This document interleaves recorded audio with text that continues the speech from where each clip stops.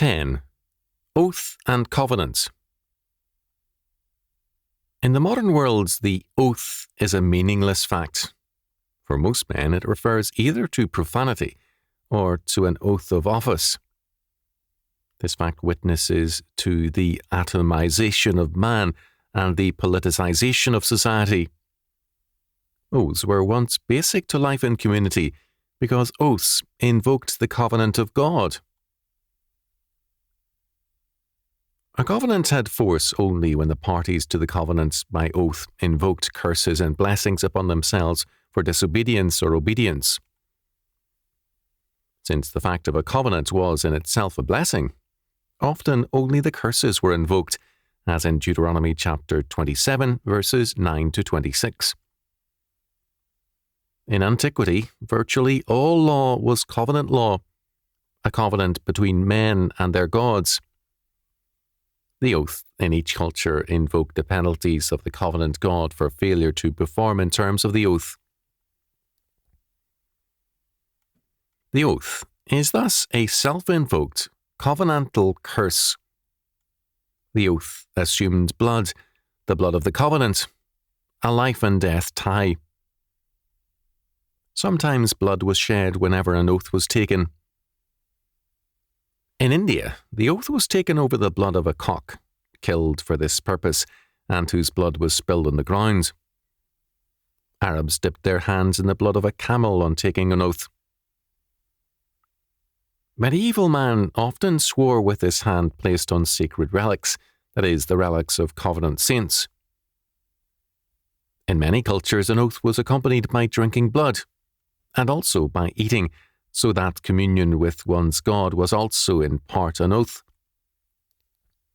Paul speaks of this aspect of communion when he declares, "But let a man examine himself, and so let him eat of that bread, and drink of that cup.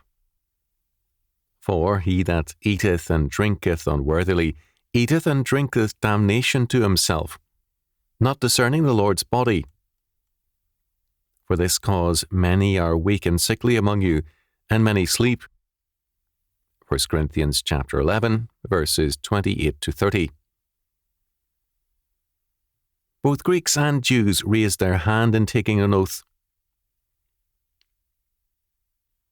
An oath was so serious a matter that a man could clear himself of an offence by taking an oath.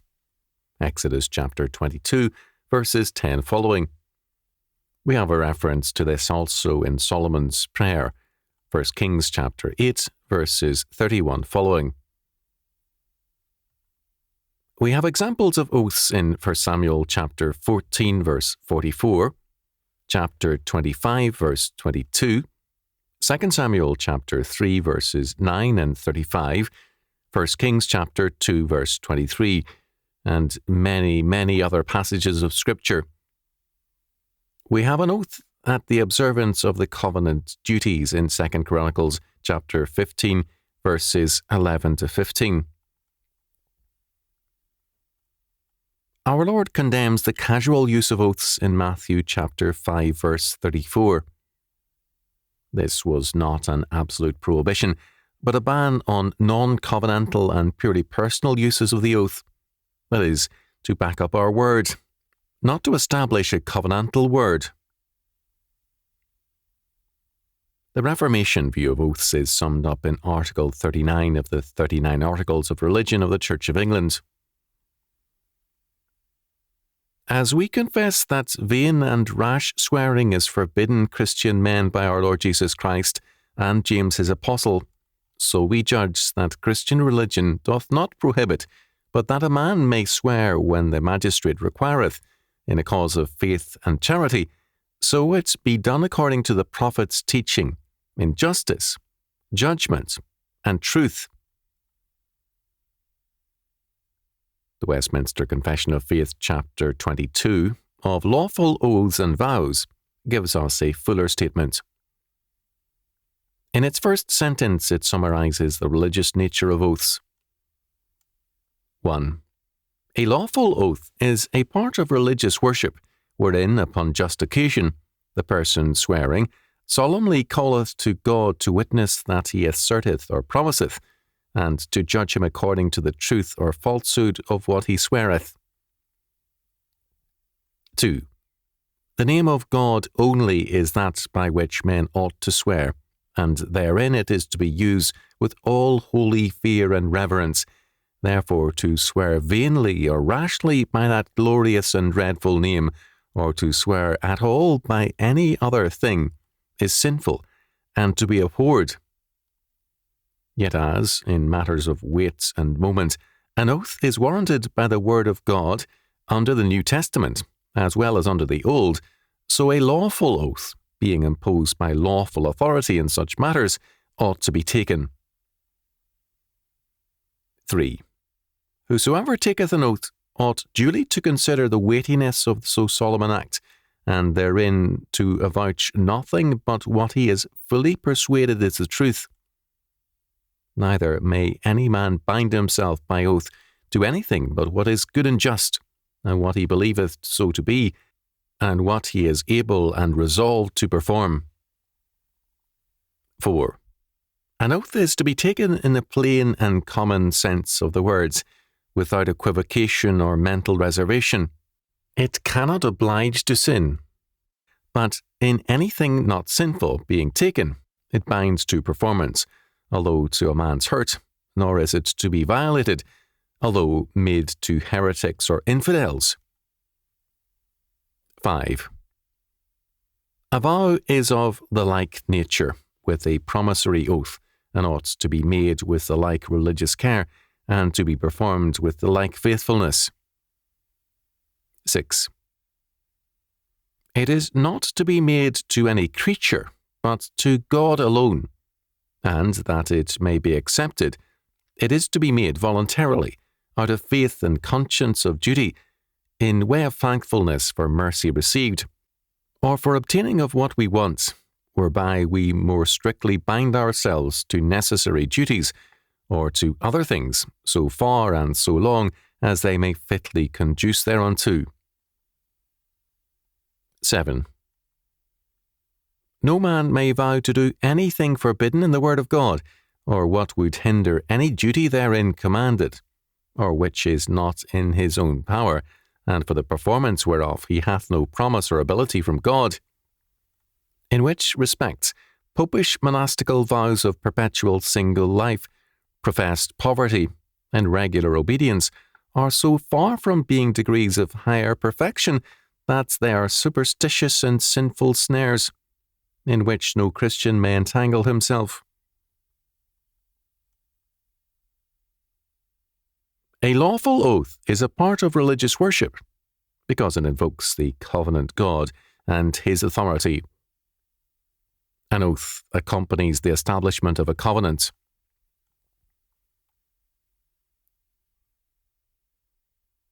It should be apparent by now that an oath of office is a covenant fact. The U.S. Constitution, by requiring an oath of office, thereby continued the Puritan doctrine of a covenant nation and people. The oath was then still a serious and religious fact, carefully guarded by law. Originally, the oath of office was taken on an open Bible, open to Deuteronomy chapter 28. The oath of office is still used, even for those entering the bureaucracy, which means that, however empty the oath may be to these men, it still invokes all the curses of the law for disobedience. There is another aspect of oaths. Every man who takes an oath and an office is responsible for the covenantal obedience of all those under him.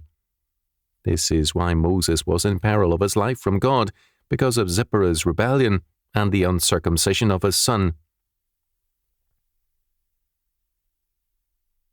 Godly authority cannot be annulled by a vow. Hence, a wife or daughter could not make a vow without the permission of the husband or father. Numbers chapter 30, verses 1 to 16. A much misunderstood example of an oath is that which appears in 2 instances among the patriarchs, that is, placing the hand under the thigh of the adjurer. Genesis chapter 24, verses 2, 3, and 9, chapter 47, verse 29. This was not a relic of fertility cult worship. Rather, it was, as the rabbis of old taught, an oath by circumcision, that is, a covenant oath on the covenant sign. God himself punishes all false oath takers and will not hold him guiltless that taketh his name in vain. Exodus chapter 20, verse 7. Perjury desecrates the name of God. Leviticus chapter 19, verse 12.